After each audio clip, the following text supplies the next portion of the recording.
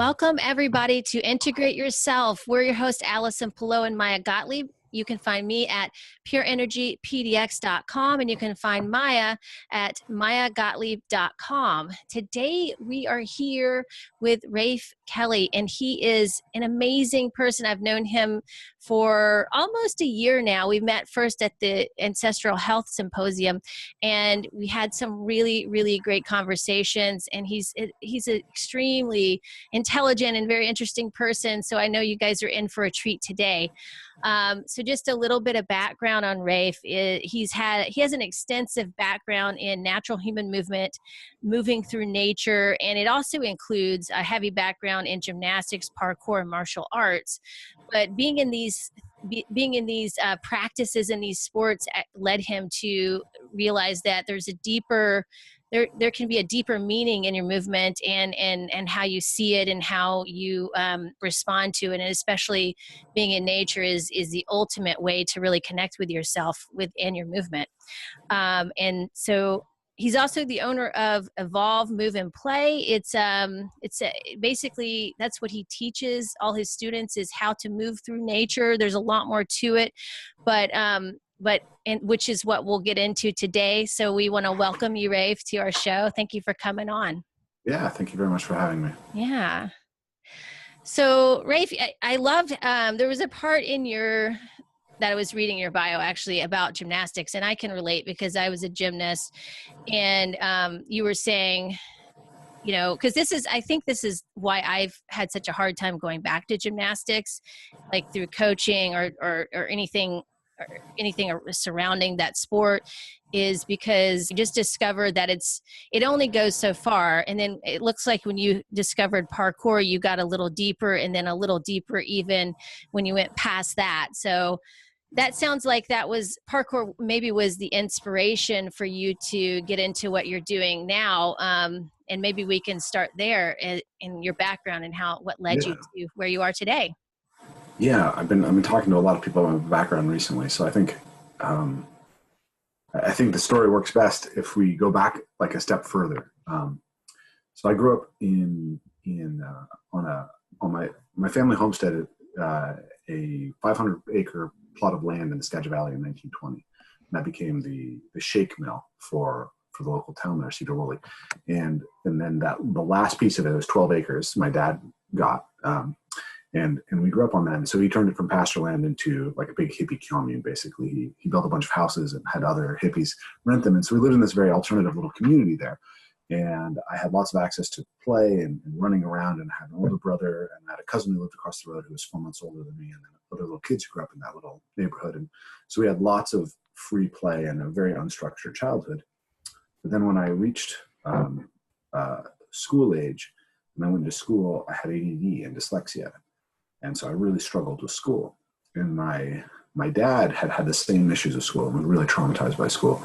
And he found it very hard to kind of deal with me going through the same thing, and kind of pushed me away at that age. And I kind of lost my connection to my dad. I was traumatized by school, and I was having a really hard time. So I had a mentor who came into my life at that time, and he took on my education and homeschooled me. And he did 3 things that I think allowed me to overcome my learning disabilities. And at the same time, in many ways, they sort of set the course for the rest of my life. And the 3 things he did was that he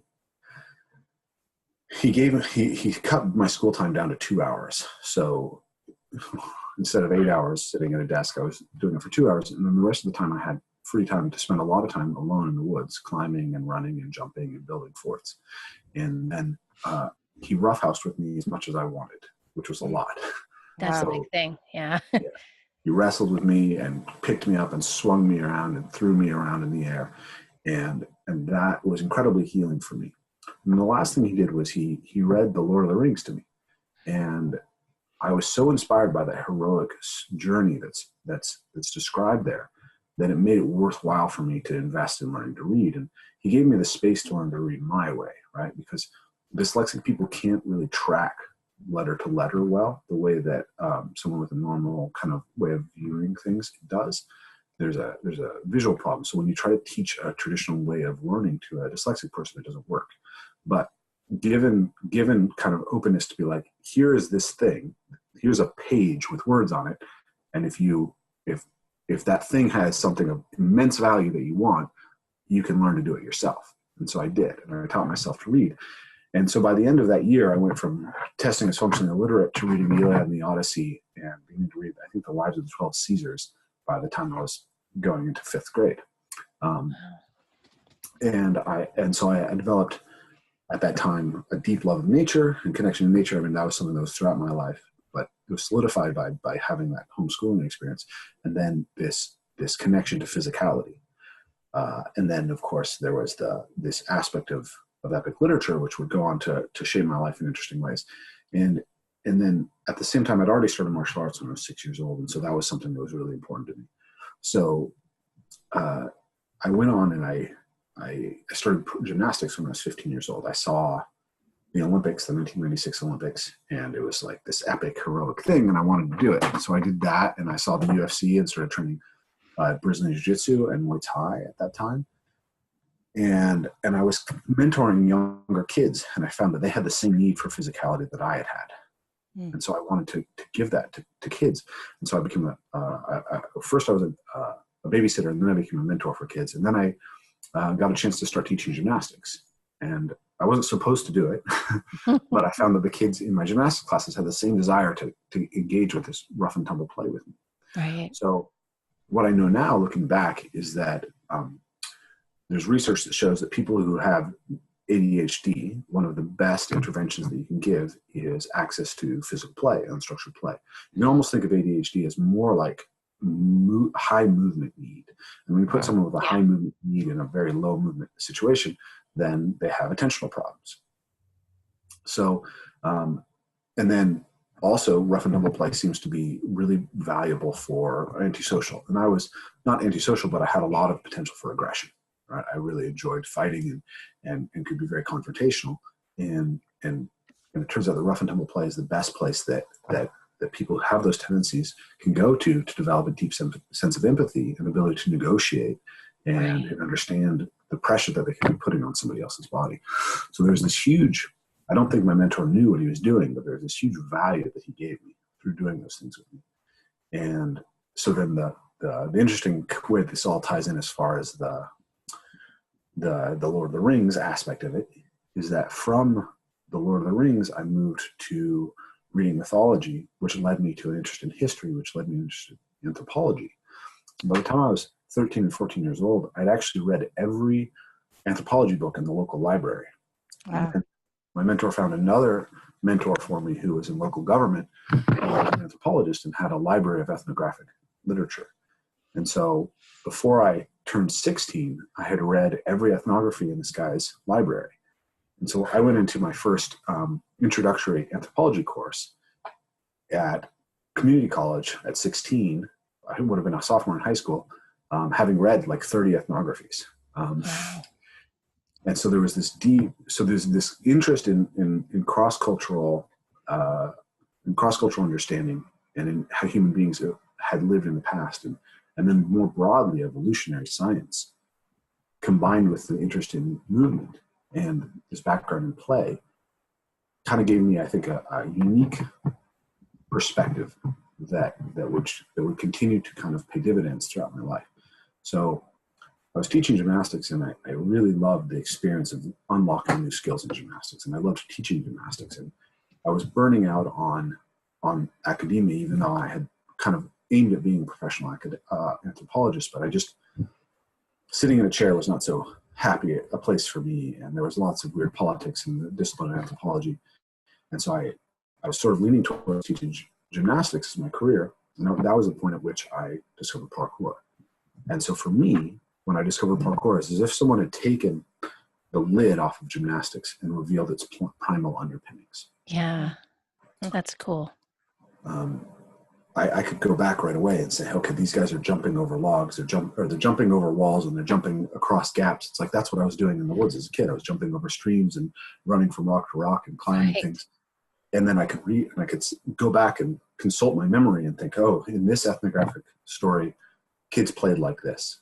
In this ethnographic history, kids played like this. They were playing like this all over the world.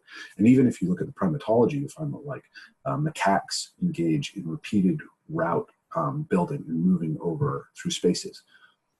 So when you see an animal that moves incredibly well through its environment, it's not that they can move like that all the time everywhere.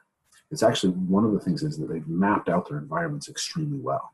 Yeah. So when you know the area and you've repeated it over and over again, then you can move through it incredibly fast. So if you're a monkey and you're going to need to escape a potential predator, it helps to have many different kind of difficult obstacle courses actually in your environment that you know you can move through so fast that will immediately put space and make it difficult for the animal to get to you. Oh, yeah. Wow, that's a good strategy. You never think of that kind of stuff unless you're in it. Yeah. So I was looking at, and parkour is something that was this root human need, really, that was evidenced in the ethnographic literature and evidenced in the primatological literature. And so I was fascinated by it, and I got right into it, and I became one of the first adopters of parkour in the United States. And then but right away I had this recognition that parkour was in some sense incomplete because it didn't cover all of the primal aspects of human movement. And eventually I would derive those primal aspects down into three primary categories. That's moving yourself, moving external objects, and then moving with another living thing. So you guys have a MoveNet background. They say locomotion, manipulation, and combat, and that's actually something that they borrowed from my work.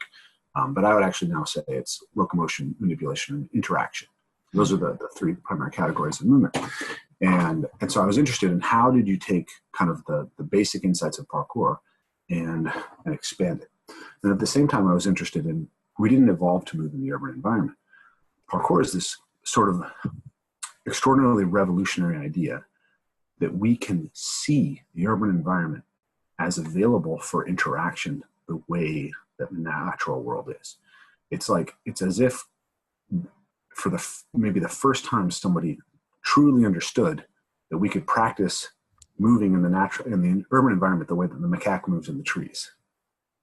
And that was, I think that was been incredibly powerful. It's a wonderful realization, and it's fueled this efflorescence of incredible human physical talent. But there was something that was missed, which was that movement didn't start in the city. It started in nature, and we lost touch with those roots. And interestingly, the original parkour athletes didn't. They were practicing both. The Yamakasi, the guys who founded parkour, they said the spirit of parkour, or the body of parkour, the techniques were born in Evry, which is an urban area, but the spirit was born in Sarcelles, which is a forest. They were practicing both. Yeah. But when it went global, it was largely seen as urban obstacle coursing. So to kind of wrap the story up, I've been talking for a while here. What happened was that I wanted to reroute parkour in the natural world and explore what it meant to move as a parkour athlete had in nature, and then to connect it to the rest of the fundamental aspects of moving like a human being. If parkour was an insight into the most fundamental things that a human being could do in their movement, what were the other aspects? And then how did you build a method that was centered around those things? Yeah, because it has some social aspects to it too, and in our development there as well. Because if you look at that and compare it to how we're interacting right now, how most kids are interacting, they're not running through the woods. They're actually sitting on the computer a lot of the time. And I remember as a kid just doing that as well, making forts, running through the woods, being barefoot all the time, climbing trees constantly.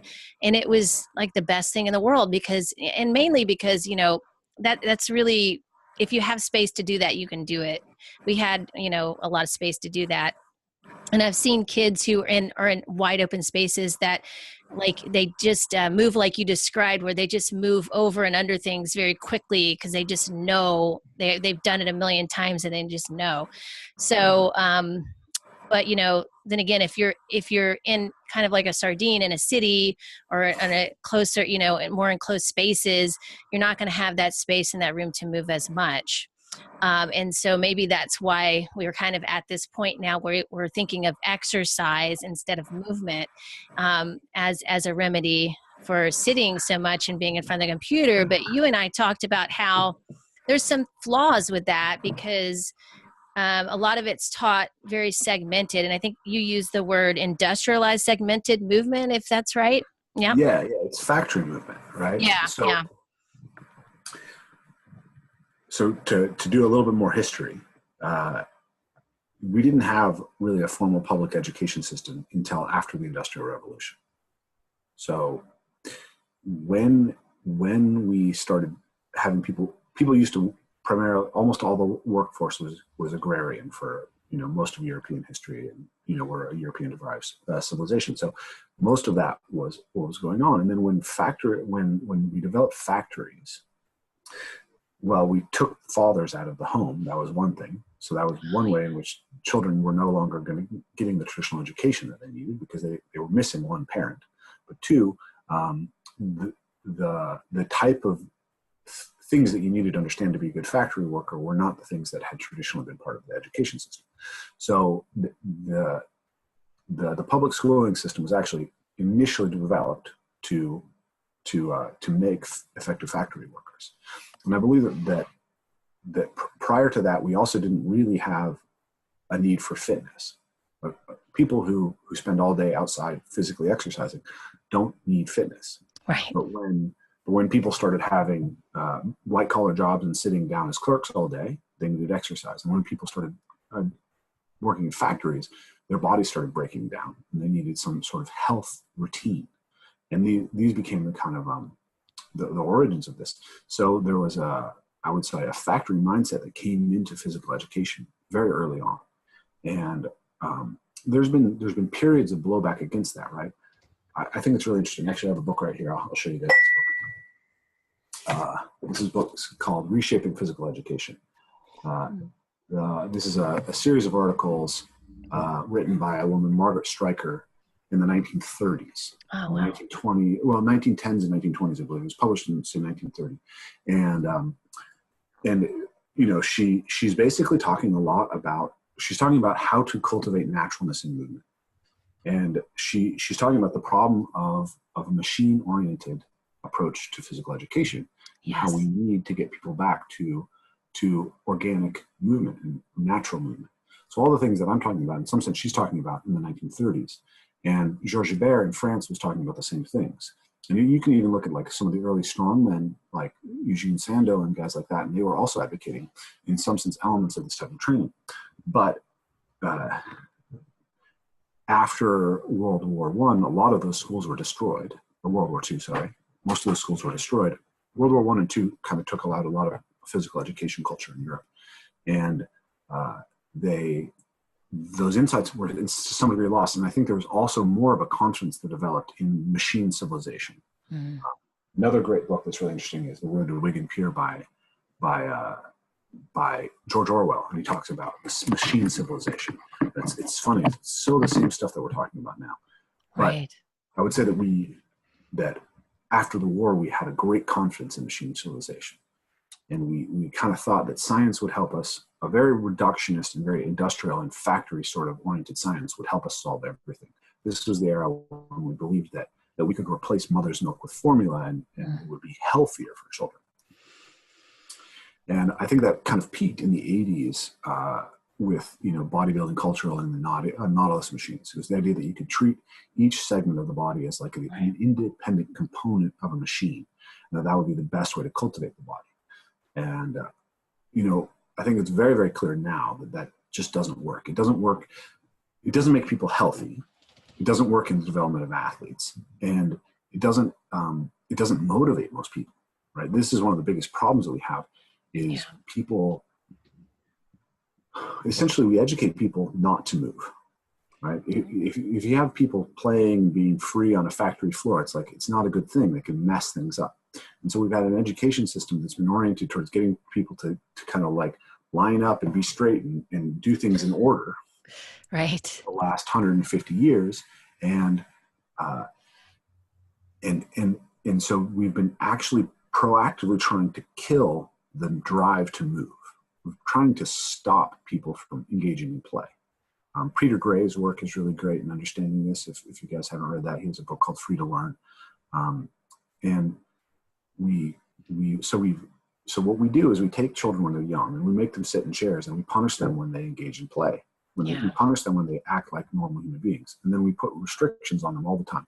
Don't run, don't climb, don't jump, don't roughhouse, don't dive, don't do anything that a normal human being would do is kind of our attitude towards movement. Right.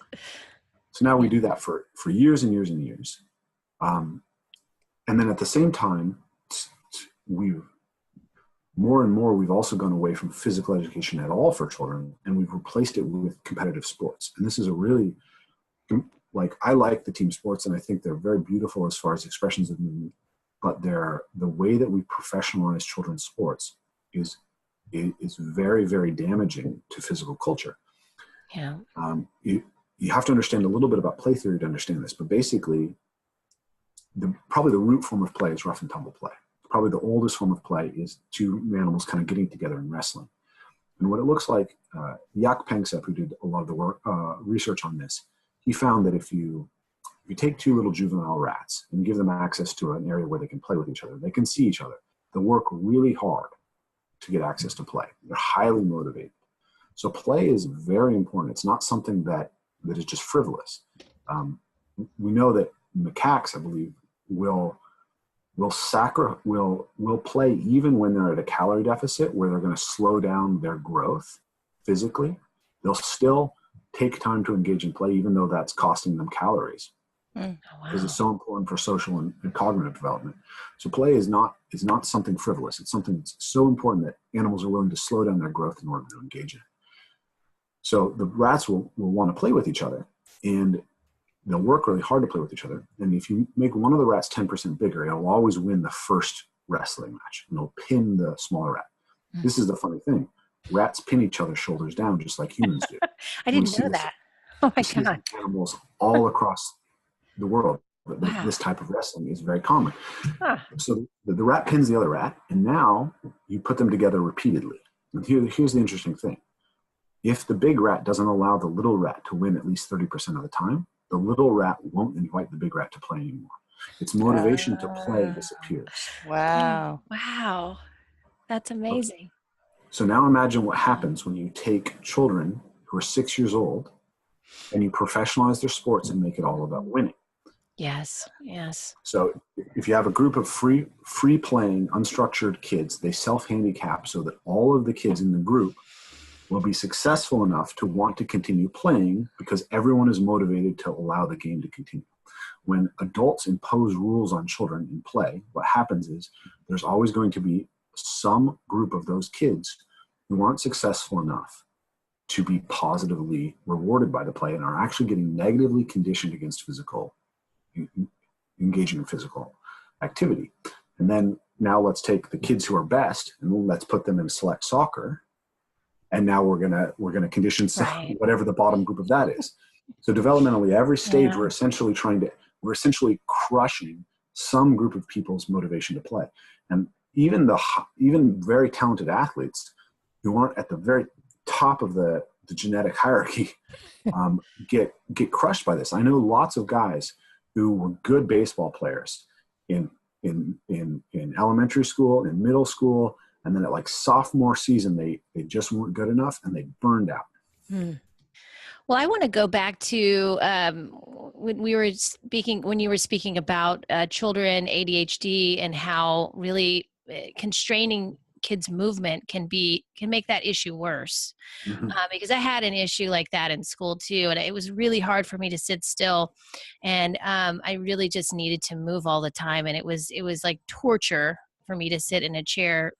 Do you feel like, because we are coming out of that industrial age, and I feel like schools are needing to change anyway because of the internet, because kids can learn so much more just on their computer at home, are you seeing a shift with those kind of traditional ways of learning? I don't know. I mean, one of my basic models is that this is another evolutionary model. Basically, when circumstances change rapidly, the shape of what's adaptive to engage in changes.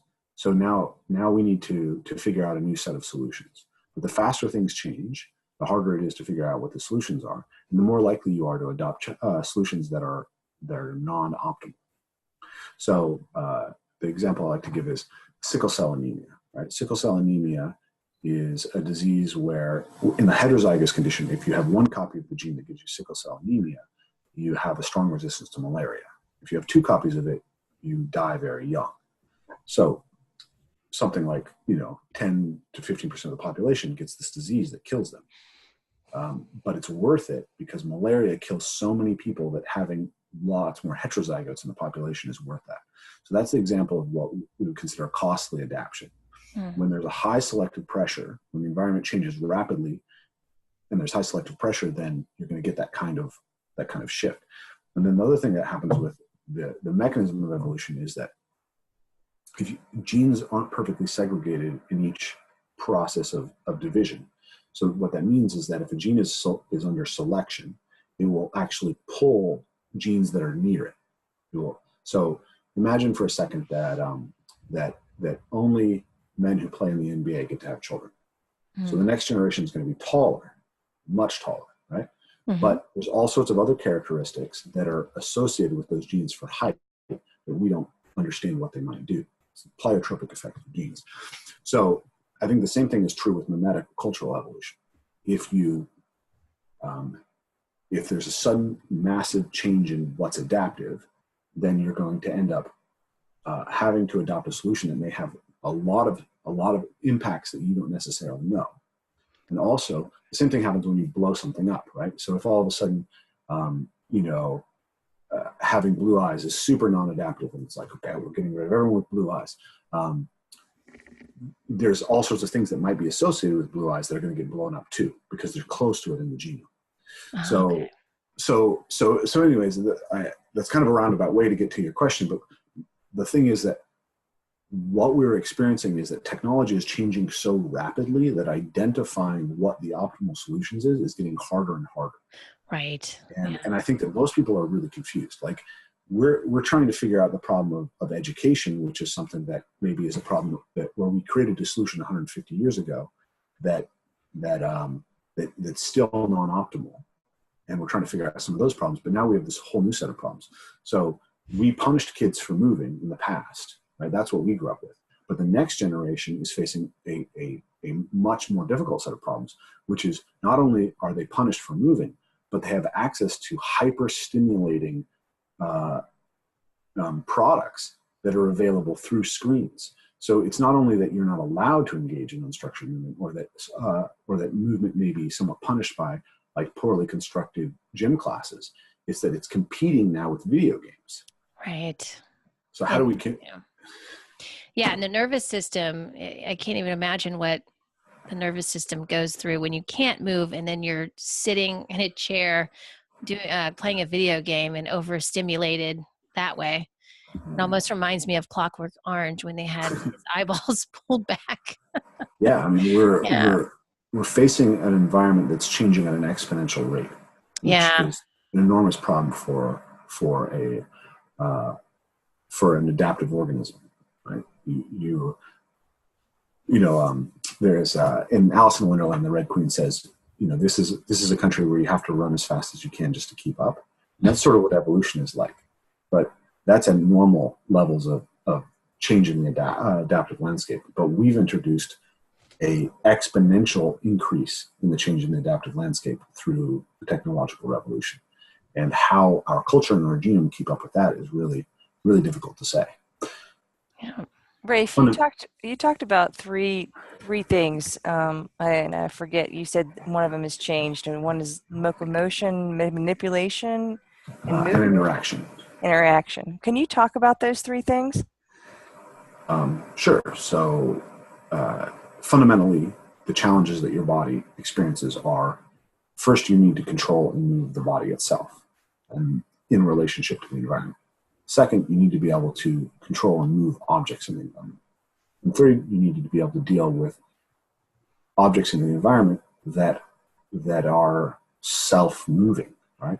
So you can imagine doing a squat pattern, right? That's a pattern. It's a movement of yourself. If you're just doing an air squat, it's just a locomotive movement. You're going up and you're getting down and going up. Now add a bar. Suddenly the situation is more complex. You have to balance the bar. You have to find the right balance on the bar. It requires more force output from your body. So it's a different level of challenge. Is that the manipulation you said? That's manipulation, yeah. Okay. And then the next level would be, I'm going to squat underneath somebody to pick them up. So that could be a cooperative situation. You might have somebody who you need to pick up who's injured, and they want you to pick them up. Or you might be dancing and doing it in a sort of in a playful way. Or it could be that you're trying to pick somebody up and throw them who doesn't want to be picked up and thrown. And that's kind of the highest level of complexity, which would be combat. So you can imagine that the thing about that, I imagine that as a pyramid, right? At the bottom of the pyramid is locomotion, because at every level, everything is related to locomotion. In order to lift something heavy, you still have to move your own body, right? In order to lift a person, you're still lifting a load. It's just now the load can move and decide to change position on you. Mm-hmm. So those are the layers of complexity of the movement. And I would also say that evolutionarily, they're also it's a pyramid, because the frequency at which you will see a challenge is represented there as well. You have to move your body more than you have to move external loads more than you have to interact with another human body. And probably you interact with human bodies cooperatively more than you interact with them combatively. So at the top, you could put combat as that piece that is sort of the least common, but the most potentially dangerous. Yeah. But also maybe the richest in development of your coordination, body mapping, qualities of action, courage, etc. Yeah, I've noticed it's really important for young boys to be able to wrestle and like when my boys, at first I'd be like, no, don't do that. In the house, you're going to get hurt. But then I started letting go a little bit, because I realized how valuable that is for them to be able to wrestle and explore that kind of movement with each other like that. Because it's very natural. Yeah. Absolutely. Well, I mean, so you said boys, but I think girls need it too. That's the question I was going to ask, because I remember kind of doing that wrestling with my sister, but we would do it in a different way, like not like my boys do it, but we kind of kick each other. It just be just a little different, So what is that? Can you expand a little bit more about how boys and girls? Yeah. This is a funny thing, because I went down the anthropology rabbit hole, and anthropology, so the reason that I left anthropology is that anthropologists mostly are anti-evolutionary, actually. They're mostly very resistant to evolutionary explanations of human behavior. And they tend to think that everything about human beings is explicable through culture. This is cultural anthropology. And that, I think it's just obviously false at this point. I think that the scientific data coming in from neuroscience and neurobiology and cognitive science and evolutionary psychology and sociobiology, and behavioral genomics, behavioral genetics, it's overwhelming. There's a tide of it, but for the most part, cultural anthropologists are sort of blind to that. And one of the areas that they tend to believe that men and women are identical psychologically underneath the surface, and I think that is really sort of obviously not true at this point. And I think about that a lot, because I think it's actually a really important thing for us to understand. But I get into a lot of trouble for thinking about that and talking obviously about that, because it doesn't, it's not necessarily what people expect from kind of somebody who's a movement teacher. But I think it's actually it's so profound to think about these things, and I want to think about them in a way that's inviting and positive for everybody. But I think that if we don't address the fact that there are differences between people, then we can't optimally meet the needs of individual people. If we say that human beings have a nature, and that in order to train them optimally, we have to understand that nature. If there's a difference in the nature between men and women, then the optimal training, the optimal motivations, the optimal approaches are going to be different between men and women. So to kind of get really specific with that, looking at rough and tumble play, what we find is that if you look cross-culturally, in every culture that we look at, boys engage in rough and tumble play at a higher rate than women do, or than girls do. And male parents are far more likely to engage in rough and tumble play with their children. And And this isn't true just in human beings. It's also true in closely related animals, and baboons and chimpanzees and macaques. The boys engage in more rough and tumble play than the females. Now, the problem with this is that once you observe that, there's this potential for us to think it's a boy thing. Oh, and right. when we label something a boy thing, then maybe girls aren't supposed to do it. And that's something that our culture actually, I think, said not very long ago. You know, if you were going to rough and tumble play with your brother, someone might tell you, oh, that's not ladylike. You know, don't get dirty. You're not going to look pretty if you get dirty or you get your hair messed up. And I think that's a really damaging message. And I think it was a damaging message. So I think it's important for people to understand that there is a difference, and that maybe boys are suffering more in our culture because of the way that we've pathologized rough and tumble play. But we have to articulate that in a way that recognizes the fact that our culture was especially oppressive to women in this. And this is something that I experience in my teaching, right? When I teach rough and tumble play, it's the women who tend to have the most profound experiences of it. It's them that tend to feel that it's the most freeing and the most sort of psychologically enriching, because I think that there's more cultural, there's more resources for males to be able to engage in this. More boys are going to have done martial arts. More boys are going to have done contact sports. They've engaged in some sort of competitive physical contact before. So lots of women come to my workshops and they say, I don't want to do this. I don't want to roughhouse, or at least they did before. Maybe I articulated it as well as I have now. And once they see what we do, they always so far decide that they want to engage in it. And they end up having these really interesting and profound experiences, because it's actually really freeing to feel like you're allowed to hit. Right. I can see that. Yeah. That's usually the thing that I try to avoid most, because I don't really like conflict that much. But, and that's one thing I've worked with a lot, is being more comfortable with that. But I think that can be an exercise that could help with that, if you're, Absolutely. yeah. What about the psychology? And it could be not the fact that the psychology is the answer to it, but the idea of a daughter wrestling with their father, and the idea of, as she gets into a certain age, it becomes a segment of too much tension, too much, we can't go there. That's too much. There's too close to being in a realm that people can have like you said, a little bit of, that's not ladylike. But the aspect of the father and the daughter having that, wrestling is somewhat diminished, and then the women are non-taught that it's not something you engage in unless you start getting into a relationship with someone. Maybe you have the foreplay where you kind of bring it in, where you're just having fun, and you're doing that, the dance for getting to know each other. And so I just wondered what you thought about that kind of theory in involving women. Yeah, I mean, that's an interesting concept. I think, I had a woman who came to my workshop recently who came to me afterwards and told me, it was incredibly healing for her to engage in this type of roughhousing with the men at the seminar, because she had been sexually abused by her father in that context. And that was pretty profound and shocking, and emotional, I bet. Yeah, I had a long conversation with her about that. And so that's not, let's say, a unreasonable risk. And I think that I find that what you're saying actually is liberating, to allow people to experience something that may have been just like the elephant in the room, right?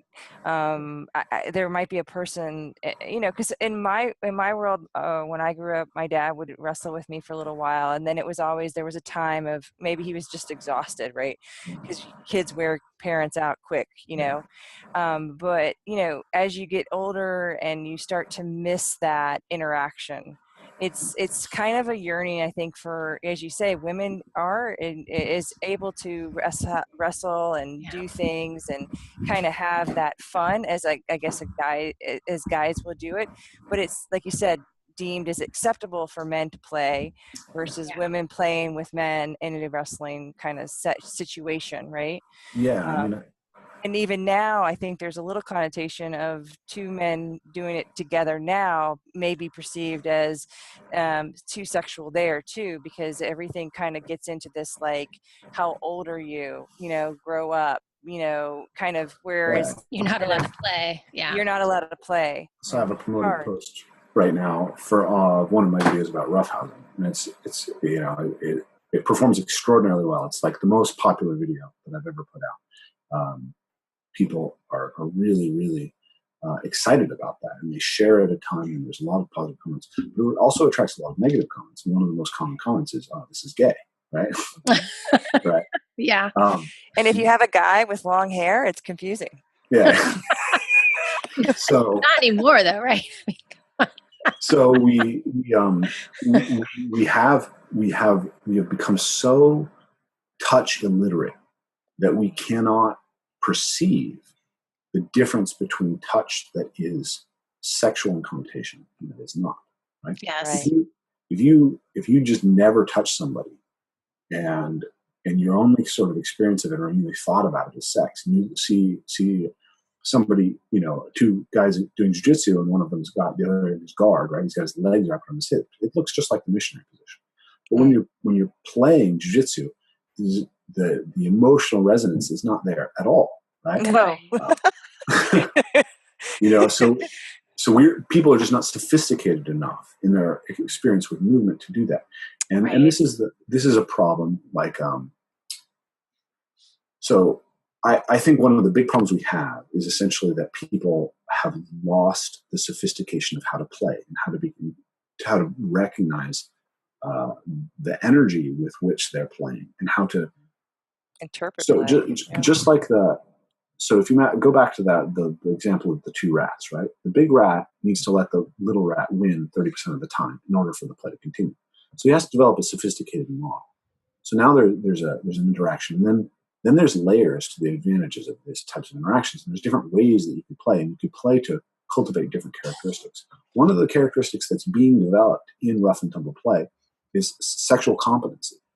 This is another thing that we've seen in rats, is that if you prevent young male rats from engaging in rough and tumble play, their efficacy in mounting female rats once they reach sexual maturity is far lower. They don't know how. They don't understand how to engage effectively in a physical interaction, and they are far less successful in actually achieving sexual intercourse with a female rat. And I think this is actually probably true in our culture. Like, it sounds funny, but I think that like I was thinking about this recently. Actually, after the whole Me Too stuff came up, I flashed back to the first time I ever kissed a girl, and I just you know, I had been totally infatuated with this girl from the time I was 12 years old until I was 18. And we had this weird off and on flirtation thing where it seemed like something was going to go there, but I was pretty, I had been, because I was homeschooled, I was really socially isolated from girls, and I really didn't know how to kind of like read and interpret her signals. So eventually I was like, no, I just want to see if this can happen. I want to make it happen. So at the end of a long kind of night of hanging out in a very kind of platonic way, I walked up to say goodnight to her, and I just went in for the kiss. Right? And looking back, like, part of the reason that girl had been so weird with me was because right as we were sort of falling in love and like our little puppy love at 13, she was raped by an older man in her family. And so, like, you know, I was trying to be as honorable as I could, trying to be as nice as I could. But this was very possibly triggered this girl's, you know, traumatic reaction, because here was this big, I was a foot taller than her. And I just went in for this kiss with no warning and no kind of effective cultivation of like an energy that would create that dynamic that she might know to expect was going to happen. So I was talking to one of my young students who's a young guy who's having some trouble with girls about this, about like, you have to learn to fill the gaps, right, in an interaction between we're sitting on the couch talking about something that's totally not flirtatious, and I'm trying to stick my tongue down your throat. Right? There's actually Not intermediate good. steps. Yeah. Right? There's lots of intermediate steps, and there's lots of ways to play this game and pay attention, but you don't know that unless you know how to play with somebody intelligent. Mm-hmm. You don't know That's a how to great point. engage in physical interaction. Yeah. So I think that there's this huge trauma right now around male and female relationships. And I think part of it actually is rooted in the fact that we don't have good physical play for men or women when children. So when they get to the age when they want to engage in sexuality with each other, they're trying to have a fun and playful interaction that's physical, that has positive communication, where they read each other's signals well, and they just don't have any good preparation for that. And so it's very easy for signals to get crossed, and it's very easy for there to be a failure for the momentum and the energy to properly build.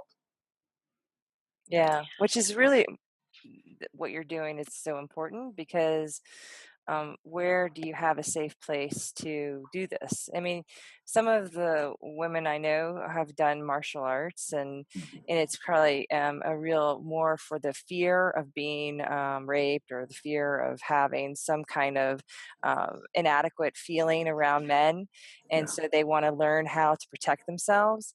But it never may kind of be an awareness. It's just to get that timing back. Most people are just not able to read each other in a way that doesn't already have a prescript of what they've seen in movies, or maybe their history of trauma, or some kind of a part of them that is actually too unknown, because they're so engaged in this, like, what's going to happen, and sometimes it just fizzles out to nothing. But there's a preempting of that, like, oh my God, it's going to happen, and then there's nothing there, Well, right? yeah, I mean, So, not only, you just touched on another problem, which is the problem of scripts, right?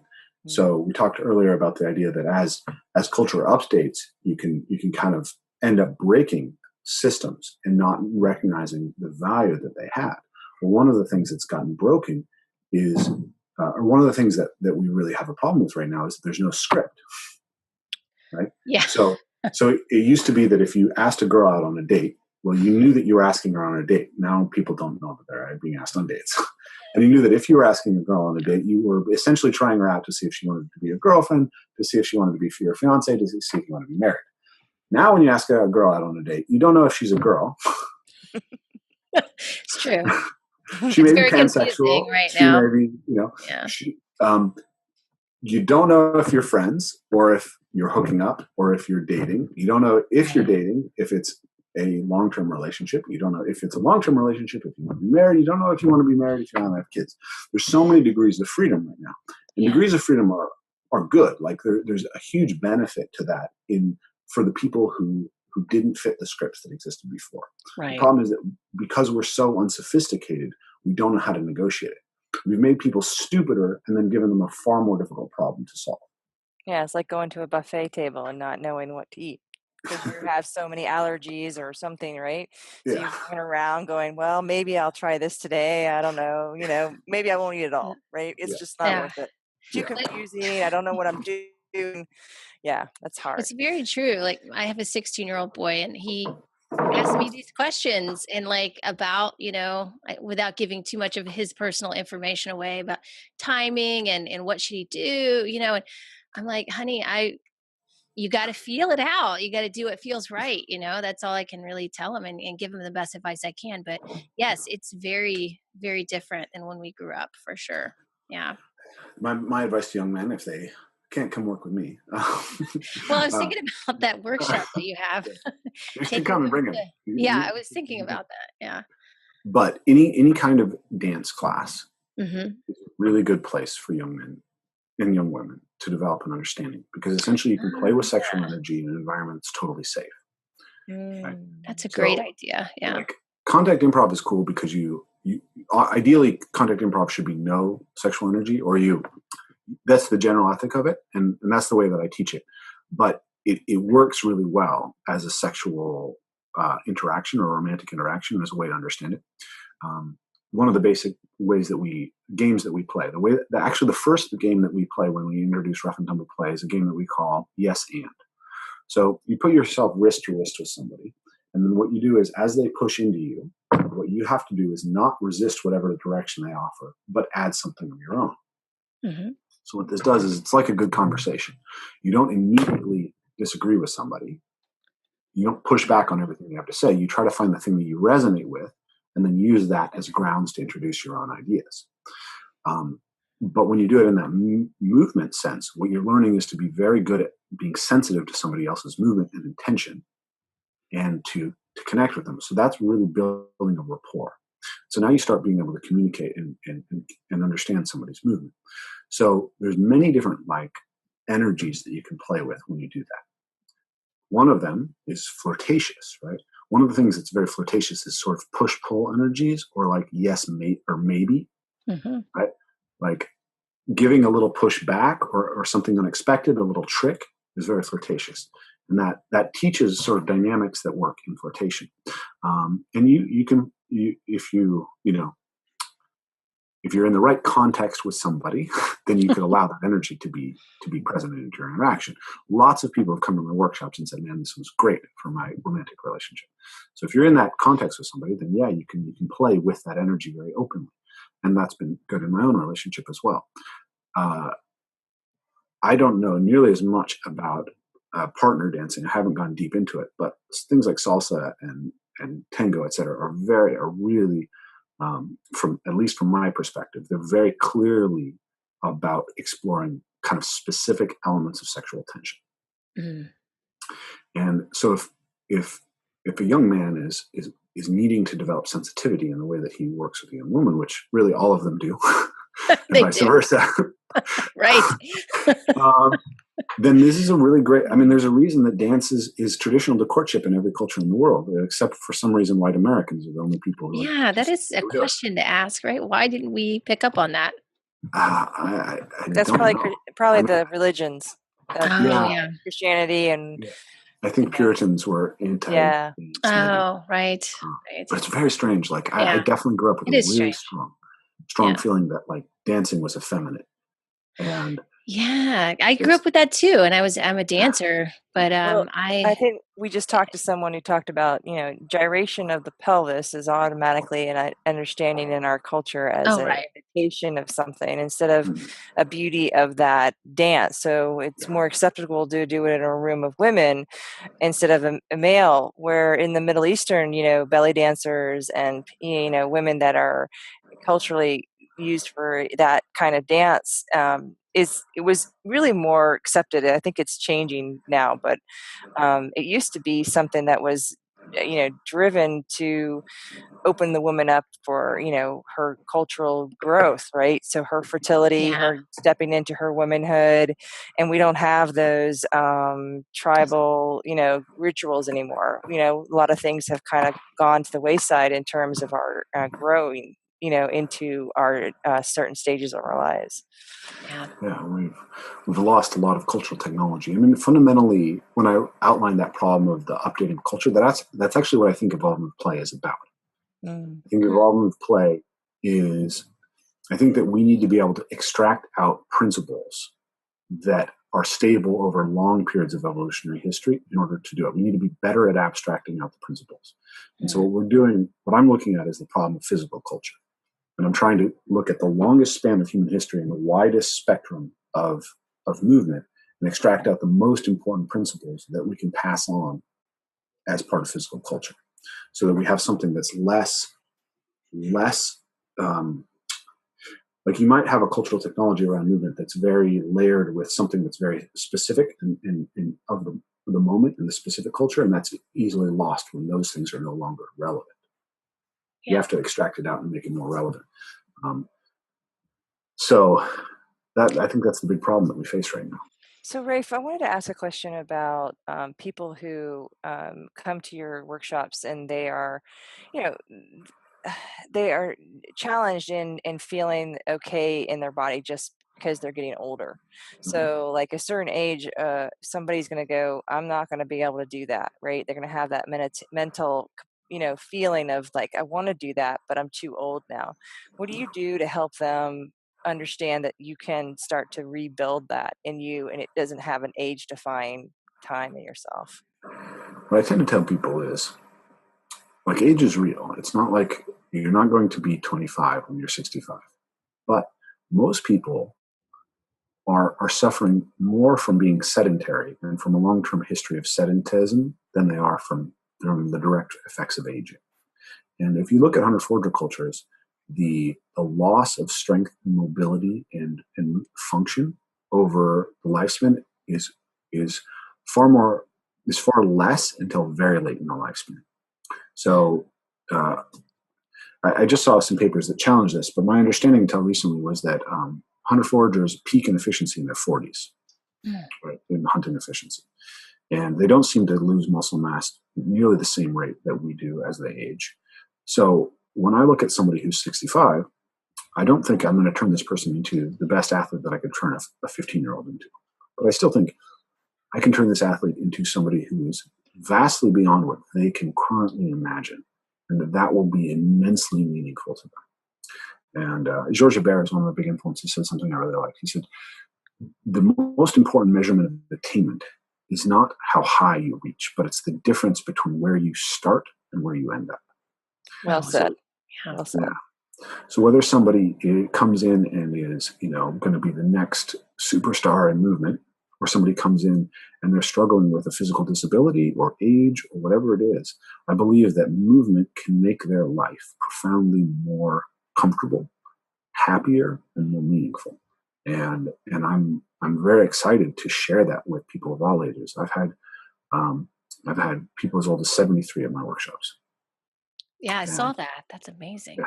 Yeah. And it's great. Because it's no joke. I've been to one of your classes. It's so much fun, but it's not easy. I mean, yeah. So, I mean, it's challenging, I should say. Yeah. Yeah. I have a 56-year-old guy who comes to my weekly classes who, he's getting so much stronger and so much more mobile. It's just unbelievable to me. He can do Kong vaults now, which, and he's only been training with me for, say, 6 months or so. I think people don't recognize how far away they are from their potential. Yeah, that's a great point. And that's at every age, and how much how much fun they would have on the journey, and how much more meaningful and how much more connected to their self they would be through that movement journey. Yeah. And so if someone can't get to your next workshop or anything soon, what would you say? Would you give them like 3 things, or what would you tell them to start with, or how to kind of watch their progression and kind of give them things they can do? What would you tell them? So for someone who wants to start the process of natural movement, I would say start trying to replace sitting in chair time with sitting on the ground time. Mm-hmm. It's really basic, but it will start developing mobility in your hips, in your ankles, in your knees. It'll start a lot of people, most people think that they want to work out because they're supposed to be fit. They don't know what fitness means. Or they think they want to lose weight, or they think they want to gain muscle. That's what people think. But I think what most general population adults over the age of 25 want is to feel more comfortable in their body. They want to walk upstairs without getting winded. They want to not have achy joints. They want to be able to get on the ground and play with their kids and not have it hurt. That's what they really want. And getting on the ground and making a practice of getting on the ground is what's going to help you go to a picnic and feel comfortable. Play with your kids, get on the ground, move around and feel comfortable. Go gardening.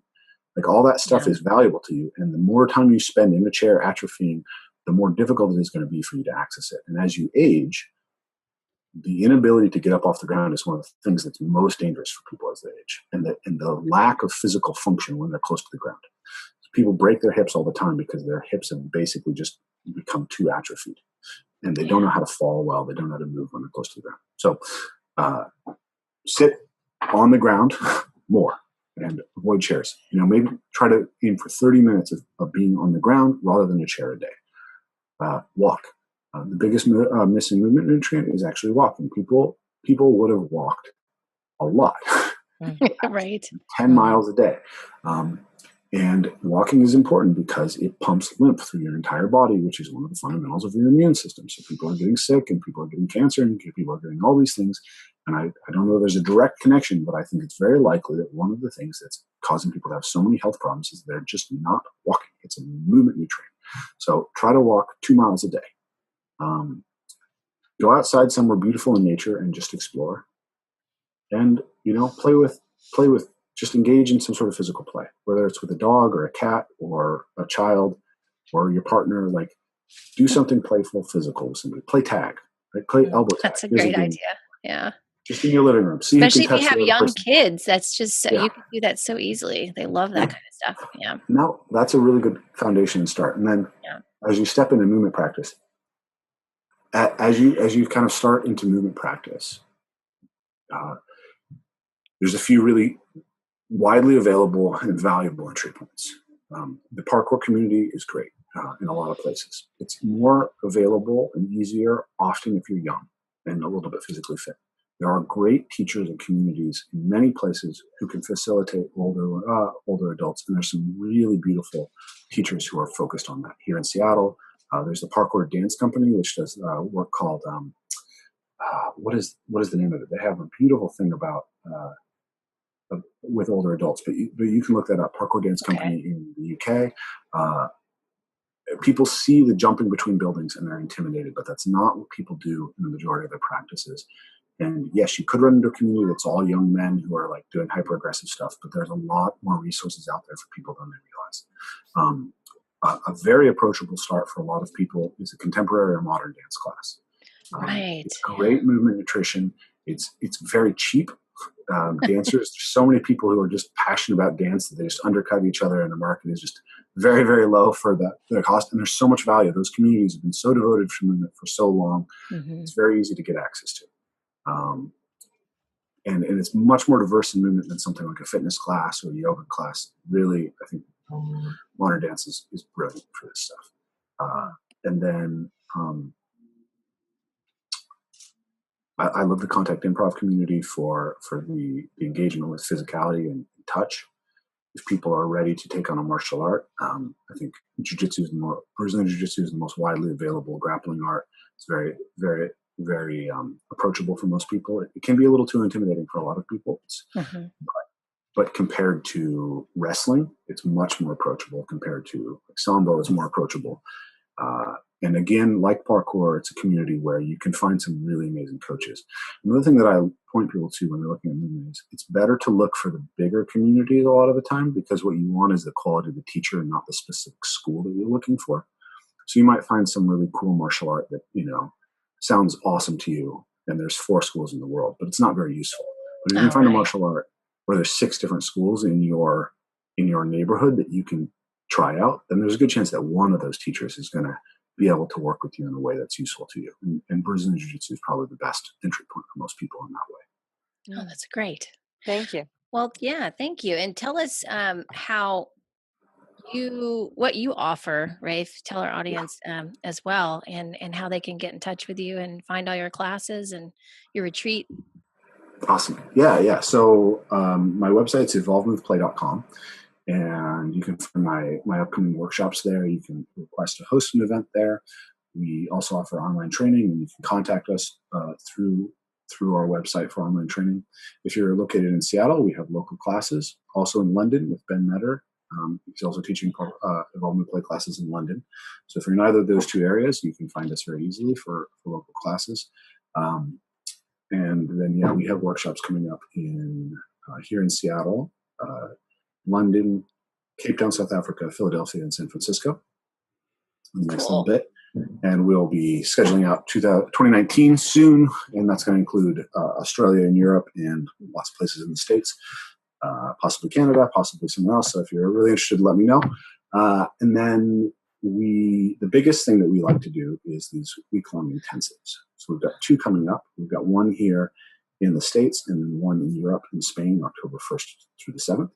And then the one here in the States is the 3rd to the 10th of August. So at the week-long intensives, it's room and board included. It's beautiful, fresh, local food, organic food. And, at the one here in the States, we're staying at my family property that I was talking about earlier. Yeah. My dad has built these crazy buildings that have been featured in the New York Times and MTV Extreme Kids. And we'll be staying at a place called the Rewilding Retreat in Spain for that event, which is really beautiful as well. Oh, cool. And then we cover kind of 4 primary things. We talked about natural parkour, right? I started with the parkour community. I took it into nature. I've gone deeper into understanding how to apply parkour in nature than probably anybody else has. Rough and tumble play, and we talked about the value of that, why that's so important. And then we do a body integrity practice, right? How do you take care of a body so it can sustain this type of practices through all of life? And how do you try to answer the overtrained and undertrained parts of the body through the sedentary lifestyles and specialized sports that people engage in? So we take care of that on a daily basis, and then we engage in dynamic games. So that's the manipulative part of the practice. So manipulation could be, say, hitting a baseball, or pitching baseball, or deadlifting, or squatting with weight. What we're interested in primarily is not so much the weightlifting aspect of it. I do that and I advocate it, but I don't feel like I have a lot special to offer there. There's lots of great teachers who can teach you about deadlifting and squatting. What's interesting to us is how orienting towards objects and working with objects recapitulates the basic hunting tasks of a human being, and especially the focus on being able to solve novel problems. So we do a lot of a very wide variety of games involving sticks and balls and ropes in order to get people to start adapting to new situations. And we focus a lot on adaptability and that hand-eye coordination piece. And then at this retreat here in Washington, we have one of my students who's a wilderness awareness school teacher who will also be present. His name's Kyle Koch, and he'll be taking people through fire making and gathering wild foods and tracking and learning the local flora and fauna. So that's a little bonus because he's one of my students here. So thank you. And I really enjoyed the class that I took with you, and I'm going to try to get into one of your workshops for sure and reconnect with that. Yeah. So thank you, Rafe. Bring the boy up and come I see will. I think that's a great idea. Yeah. I thought about that before today, and then I'm glad you mentioned it again. So thanks again. It was so great to see you. And and to talk. It was nice meeting you. Yeah. Nice meeting you. All right. So thanks, Rafe, and we will hopefully I'll see you again soon. I don't know, and we'll talk again. All right. Yeah, sounds good. Okay. Take care. Bye.